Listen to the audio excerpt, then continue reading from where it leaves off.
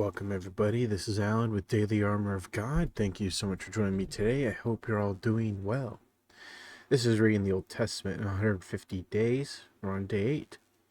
Today we'll be reading Genesis 38 through 41 and Psalm 8. So we're continuing where we left off with Joseph's story.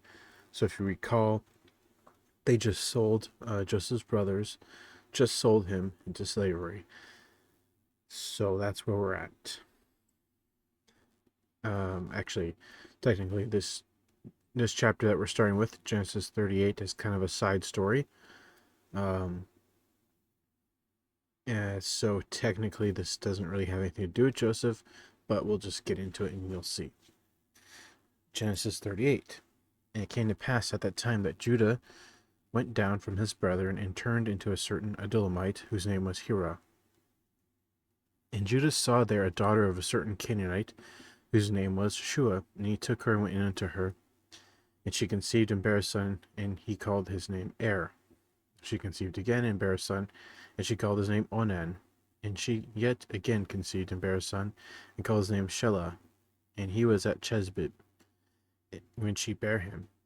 And Judah took a wife for Er his firstborn, whose name was Tamar. And Er his firstborn was wicked in the sight of the Lord, and the Lord slew him.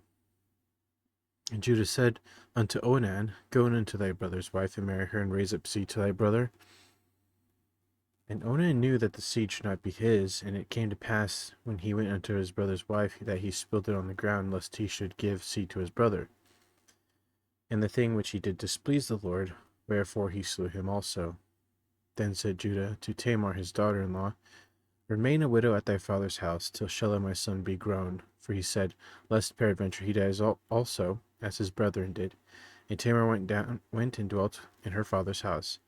And in the process of time the daughter of Shua, Judah's wife, died, and Judah was comforted, and went up unto his sheep shearers to Timnath, he and his friend Hira, to the Adullamite. And it was told Tamar, saying, Behold, thy father-in-law goeth up to Timnath to shear his sheep. And she put her widow's garments off from her, and covered her with a veil, and wrapped herself, and sat in an open place, which is by the way to Timnath, for she saw that Shelah was grown, and she was not given unto him to wife. When Judah saw her, he thought her to be a harlot, because she had covered her face. He turned unto her by the way, and said, Go to, I pray thee, let me come in unto thee, for he knew not that she was his daughter-in-law. And she said, What wilt thou give me, that thou mayest come in unto me? And he said, I will send thee a kid from the flock. And she said, Wilt thou give me a pledge till thou send it?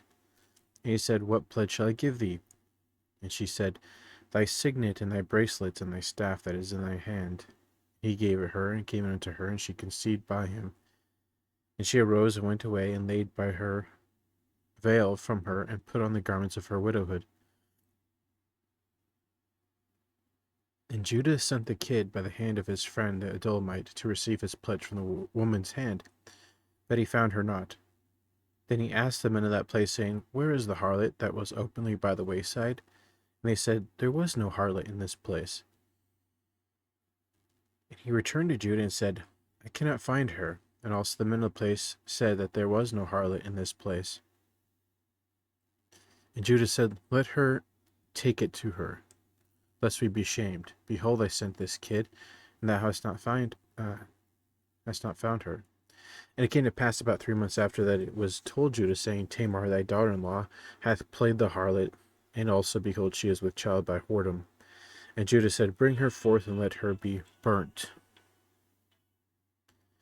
When she was brought forth, she sent to her father-in-law, saying, By the man whose these are, I am with child. And she said, Discern, I pray thee, whose these are, the signet, the bracelets, and staff. And Judah acknowledged them, and said, She hath been more righteous than I, because that I gave her not to Shelah my son. And he knew her again no more. And it came to pass in the time of her travail, that, behold, twins were in her womb. And it came to pass when she travailed, that the one put out his hand, and the midwife took and bound upon his hand a scarlet thread, saying, This came out first. And it came to pass as he drew back his hand, that, behold, his brother came out. And she said, How hast thou broken forth? This breach be upon thee. Therefore his name was called Pharez. And afterward came out his brother that had the scarlet thread upon his hand. His name was called Zerah. So, moving on to Joseph's story now. Genesis 39. And Joseph was brought down to Egypt, and Potiphar, an officer of Pharaoh, captain the guard, an Egyptian, bought him of the hands of the Ishmaelites, which had brought him down thither.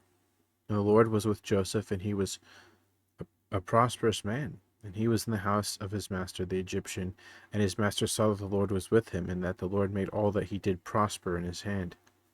And Joseph found grace in his sight, and he served him, and he made him overseer over his house, and all that he had he put into his hand. And it came to pass from the time that he had made him overseer in his house, and over all that he had, that the Lord blessed the Egyptian's house for Joseph's sake. And the blessing of the Lord was upon all that he had in the house and in the field. And he left all that he had in Joseph's hand, and he knew not aught he had, save the bread which he did eat. And Joseph was a goodly person and well favored. And it came to pass after these things that his master's wife cast her eyes upon Joseph, and she said, Lie with me. But he refused, and said unto his master's wife, Behold, my master wotteth not what is with me in the house, and he hath committed all that he hath into my hands. There is none greater in this house than I, neither hath he kept back anything from me, but thee, because thou art his wife. How then can I do this great wickedness and sin against God? And it came to pass, as she spake to Joseph day by day, that he hearkened not unto her, to lie by her, or to be with her. And it came to pass about this time that Joseph went into the house to do his business, and there was none other men in the house there within. And she caught him by his garment, saying, Lie with me. And he left his garment in her hand, and fled, and got him out. And it came to pass, when she saw that he had left his garment in her hand, and was fled forth, that she called unto the men of the house, and spake unto them, saying, See, he hath brought in a Hebrew unto us to mock us. He came in unto me to lie with me, and I cried with a loud voice. And it came to pass, when he heard that I lifted up my voice and cried, that he left his garment with me, and fled, and got him out. And she laid up his garment by her until his Lord came home. And she spake unto him according to these words, saying, The Hebrew servant which thou hast brought unto us came in unto me to mock me. And it came to pass, as I lifted up my voice and cried, that he left his garment with me, and fled out. And it came to pass, when his master heard the words of his wife, which she spake unto him, saying, After this manner did thy servant to me, that his wrath was kindled. And Joseph's master took him and put him into the prison, a place where the king's prisoners were bound, and he was there in the prison. But the Lord was with Joseph, and showed him mercy, and gave him favor in the sight of the keeper of the prison. And the keeper of the prison committed to Joseph's hand all the prisoners that were in the prison, and whatsoever they did there, he was the doer of it. The keeper of the prison looked not to anything that was under his hand, because the Lord was with him, and that which he did, the Lord made it to prosper. I just think it's interesting that even in a crappy situation as being imprisoned, unjustly, because he did not do that wicked thing, and was falsely accused, so he was, not in there because he sinned. But even though he was in there and in that crappy situation, God still made everything he did to prosper, meaning God was with him in, those crappy situations. So it's just a good reminder for us. God is with us during our storms of life and trials and tribulations that we go through. Even though we may not be able to feel it or see it, he is always with us, because he promised us that he would never leave us nor forsake us. And that's that verse in Joshua 1:9 is literally, like, the whole Bible is God's words, right? But God is literally speaking when he says this, that he will never leave us nor forsake us. So just something, a great lesson there, that when we're in prison, so to speak, God is with us. So just keep the faith when we're going through the storms of life. Continuing on, Genesis 40. came to pass after these things that the butler of the king of Egypt and his baker had offended their lord the king of Egypt. And Pharaoh was wroth against two of his officers, against the chief of butlers, and against the chief of the bakers. And he put them in ward in the house of the captain of the guard, into the prison, a place where Joseph was bound. And the captain of the guard charged Joseph with them, and he served them, and they continued a season in ward. And they dreamed a dream, both of them, each man his dream in one night, each man according to the interpretation of his dream, the butler and the baker of the king of Egypt, which were bound in the prison. And Joseph came in unto them in the morning, and looked upon them, and behold, they were sad. And he asked Pharaoh's officers that were with him in the ward of his lord's house, saying, Wherefore look ye so sadly today? And they said unto him, We have dreamed a dream, and there is no interpreter of it. And Joseph said unto them, Do not interpretations belong to God? Tell me then, I pray you. And the chief butler told his dream to Joseph, and said to him, In my dream, behold, a vine was before me, and in the vine were 3 branches, and it was as though it budded, and her blossom shot forth, and the clusters thereof brought forth ripe grapes. And Pharaoh's cup was in my hand, and I took the grapes, and pressed them into Pharaoh's cup, and I gave the cup into Pharaoh's hand. And Joseph said unto him, This is the interpretation of it. The 3 branches are 3 days. Yet within 3 days shall Pharaoh lift up thine head, and restore thee unto thy place.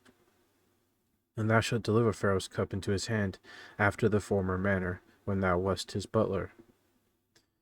But think on me when it shall be well with thee, and show kindness, I pray thee, unto me, and make mention of me unto Pharaoh, and bring me out of this house. For indeed I was stolen away out of the land of the Hebrews, and here also have I done nothing that they should put me into the dungeon. When the chief baker saw that the interpretation was good, he said unto Joseph, I also was in my dream, and behold, I had 3 white baskets on my head, and in the uppermost basket there was all manner of baked meats for Pharaoh, and the birds did eat them out of the basket upon my head. And Joseph answered and said, This is the interpretation thereof. The 3 baskets are 3 days. Yet within 3 days shall Pharaoh lift up thy head from off thee, and shall hang thee on a tree, and the birds shall eat thy flesh from off thee. And it came to pass the 3rd day, which was Pharaoh's birthday, that he made a feast unto all his servants. And he lifted up the head of the chief butler and of the chief baker among his servants. And he restored the chief butler unto his butlership again, and he gave the cup into Pharaoh's hand. But he hanged the chief baker, as Joseph had interpreted them to them. Yet did not the chief butler remember Joseph, but forgat him. Genesis 41. And it came to pass at the end of 2 full years that Pharaoh dreamed, and behold, he stood by the river. And behold, there came up out of the river 7 well-favored kine, and fat-fleshed, and they fed in a meadow. And behold, 7 other kine came up after them out of the river, ill-favored and lean-fleshed, and stood by the other kine upon the brink of the river. And the ill-favored and lean-fleshed kine did eat up the 7 well-favored and fat kine. So Pharaoh awoke, and he slept and dreamed the 2nd time, and behold, 7 ears of corn came up upon one stalk, rank and good. And behold, 7 thin ears and blasted with the east wind sprung up after them, and the 7 thin ears devoured the 7 rank and full ears. And Pharaoh awoke, and behold, it was a dream. And it came to pass in the morning that his spirit was troubled, and he sent and called for all the magicians of Egypt, and all the wise men thereof. And Pharaoh told them his dream, but there was none that could interpret them unto Pharaoh. Then spake the chief butler unto Pharaoh, saying, I do remember my faults this day. Pharaoh was wroth with his servant, and put me in ward in the captain of the guard's house, both me and the chief baker. And we dreamed a dream in one night, I and he. We dreamed each man according to the interpretation of his dream.